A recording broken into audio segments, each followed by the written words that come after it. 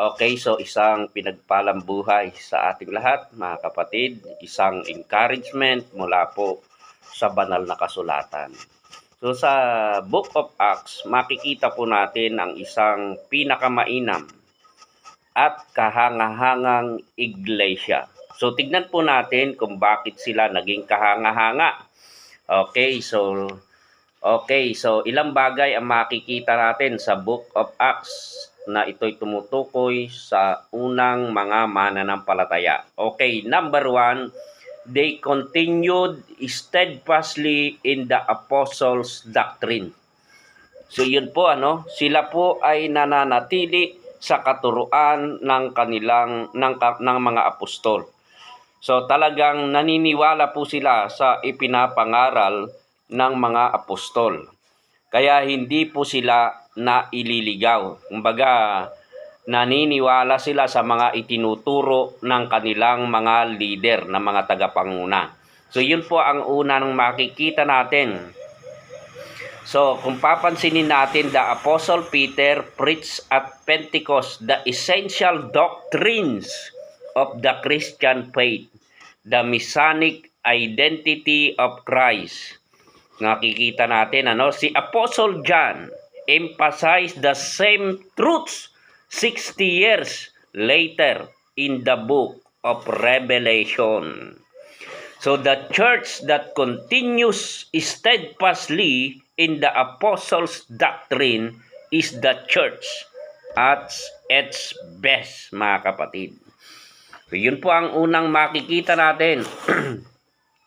Talagang kahanga-hanga at napakainam ng iglesyang ito. Okay, number 2, they continued steadfastly in the apostles' fellowship. Yan, nawili sila, Kung titignan natin. Kaya nga sabi sa 1 John chapter 5 verse 1, everyone that loveth him, that begat loveth him, also that is begotten of him. Yan po.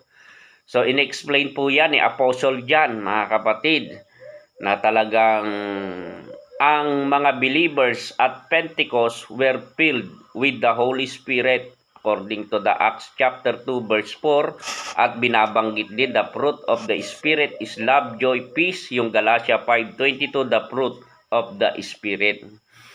So, talagang titignan natin, sila po ay talagang matibay yung kanilang fellowship sa isa't isa.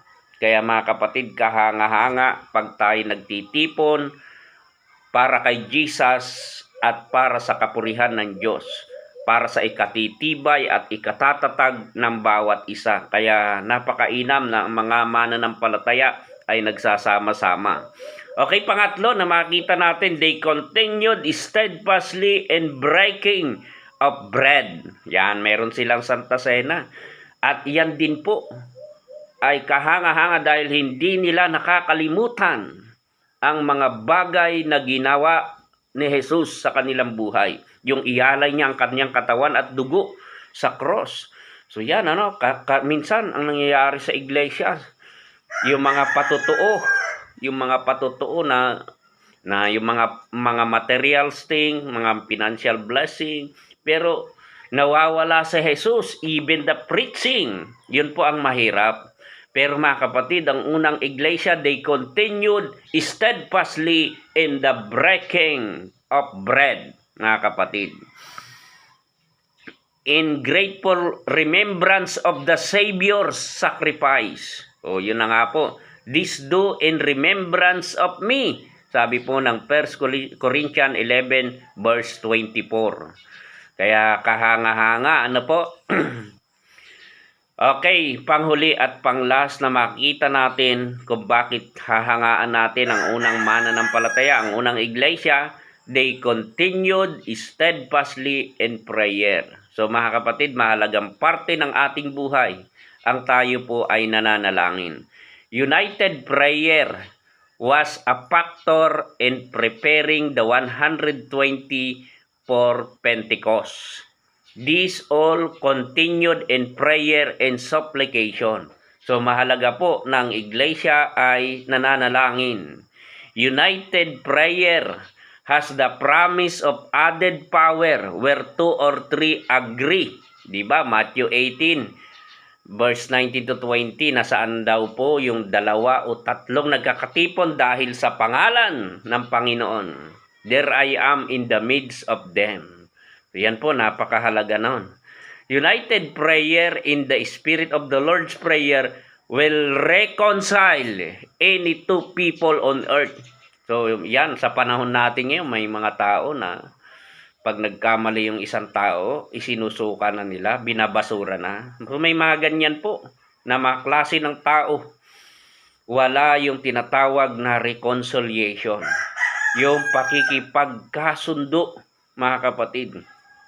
Kala mo, yung mga taong perfect, na hindi sila nagkakamali, sinasabi nila ng sarili nila karapat-dapat, tingin nila sa iba ay hindi karapat-dapat. Pero napakahalaga po na i-evaluate natin ang ating sarili. Kaya through prayer, napakahalaga po nung tayo nananalangin at ipinapanalangin ng isa't isa. Pag pinagpipray kasi natin ang isa't isa, lalo tayong napapamahal sa isa't isa.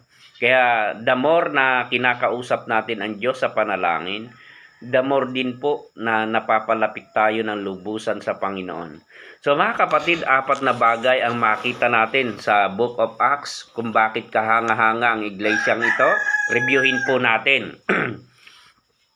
They continued steadfastly in the apostles' doctrine. They continued steadfastly in the apostles' fellowship. They continued steadfastly in the breaking of bread. They continued steadfastly in prayer. So, diyan po tayo kalulugdan ng Diyos, mga kapatid. Napakahalaga po ng katuruan, napakahalaga po ng fellowship, napakahalaga po ng breaking of bread, napakahalaga din po ang prayer.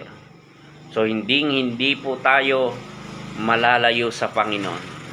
Napakatibay at napakatatag ng iglesyang nananatili sa tamang katuruan, nananatili sa pakikipagtipon, nananatili sa paggunita sa ginawa ng Panginoong Hesus, nananatili sa pananalangin. Okay, manalangin tayo, Panginoon. Pagpalaan niyo po ang lahat ng mga kapanood ng bidyong ito. In Jesus' name, Amen. Okay, marami pong salamat.